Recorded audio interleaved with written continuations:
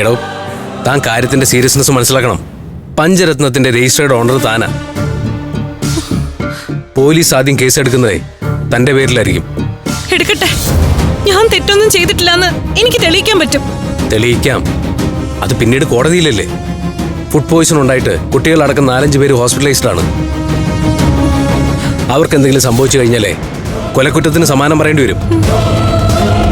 ഇനി അതല്ലെങ്കിൽ തന്നെ ജാമ്യമില്ലാ വകുപ്പ് പ്രകാരമായിരിക്കും അറസ്റ്റും. ഇതിന്റെയൊക്കെ പിന്നിൽ നിന്ന് കളിച്ചിരിക്കുന്നതേ എന്തായാലും നിസ്സാരക്കാരല്ല.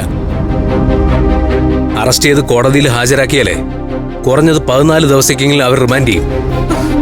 അതൊന്നും എനിക്ക് അറിയണ്ട അബി. എന്ത് വേണേലും ഉണ്ടാവട്ടെ, ജയിലെങ്കിൽ ജയില്. പക്ഷെ എന്റെ അനിയത്തിമാരെ പോലീസ് ചോദ്യം ചെയ്യാൻ ഞാൻ അനുവദിക്കില്ല. എന്നും എല്ലാ ഭാരവും ഞാൻ ഒറ്റയ്ക്ക് ചുമന്നിട്ടേ ഉള്ളൂ. ഇതും ഞാൻ ഒറ്റയ്ക്ക് അനുഭവിച്ചോളാം. അമൃത പറയുന്ന കേക്ക്. വേണ്ട, മനഃപൂർവ്വം ചെന്ന് പിടികൊടുക്കണ്ട. കുടുംബങ്ങളിൽ കൂട്ടുകൂടിയ 10 വർഷങ്ങൾ.